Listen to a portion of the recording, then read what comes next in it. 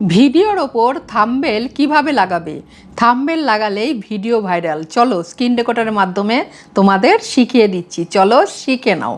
প্রথমে তোমরা তোমাদের ফেসবুকটা ওপেন করো, ঠিক আছে? এবার ফেসবুকের ভেতরে ঢুকে আমি তোমাদেরকে পোস্ট করে দেখিয়ে দিচ্ছি। দেখো আমি এখানে এই ভিডিওটা পোস্ট করব, ঠিক আছে? এই ভিডিওটা পোস্ট করব, এটা নিয়ে নিলাম। এবার এখান থেকে নিয়ে এটা যেহেতু রিলস ভিডিও পোস্ট করছি, কিভাবে করছি তোমরা দেখে নাও।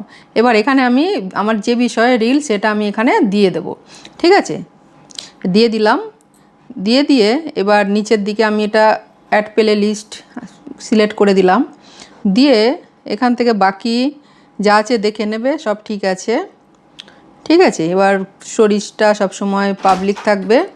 এবার থাম্বনেলটা কীভাবে সেট করছি সেটাই তোমরা দেখে নাও, ঠিক আছে? এবার এইখানটায় যাবে, গিয়ে এই অপশানটায় ক্লিক করো, করে এবার নিচের দিকে এই অপশানটায় ক্লিক করো, করে যে থাম্বনেলটা বানানো হয়েছে সেটাকে সেট করো, করে এখানে সেট করে দাও। দেখো কী সুন্দর দেখাচ্ছে। এবার এখান থেকে ডান করে দাও। ডান করা হয়ে গেল। দিয়ে এবার এটা যদি তুমি এখন পোস্ট করতে চাও তাহলে পোস্ট করে দাও, আর নইলে পরে পোস্ট করতে চাইলে পোস্ট করে দেবে। আমার যেহেতু বিষয়টা ছিল ভিডিওতে কোনো কপিরাইট আছে কি না, কোথা থেকে চেক করবে। এই ভিডিওটা তোমরা যদি দেখতে চাও তাহলে মিষ্টি মুখের আলাপ ইংলিশ আইডিতে আমার ভিডিওটা পোস্ট করছি, অবশ্যই তোমরা দেখে নেবে যে তোমাদের ভিডিওতেও কপিরাইট আছে কি না, চেক করে নিতে পারবে। একসাথে দুটো ভিডিও তোমাদের কিন্তু দেখা হয়ে যাবে। একটা থাম্বনেল কিভাবে লাগায়, দ্বিতীয়টা হচ্ছে কোনো ভিডিওতে কপিরাইট আছে কি না কীভাবে চেক করবে। চাইলে তোমরা মিষ্টি মুখের আলাপ ইংলিশে দেখে নিতে পারো। আর যে ভিডিওটা এখন বানাচ্ছি এটা তো আমার এই আইডিতে ফেসবুক শিখুনে পোস্ট করব, তোমরা এটা দেখে নিতে পারবে থাম্বনেল কিভাবে লাগায়। দেখে নেবে, এইভাবে শিখে কাজ করো যাতে এখান থেকে তাড়াতাড়ি সফলতা অর্জন করতে পারো। এবার এখান থেকে আমি ভিডিওটাকে এখন ধরো বাজে 5টা পোস্ট করে দিলাম, দেখবে?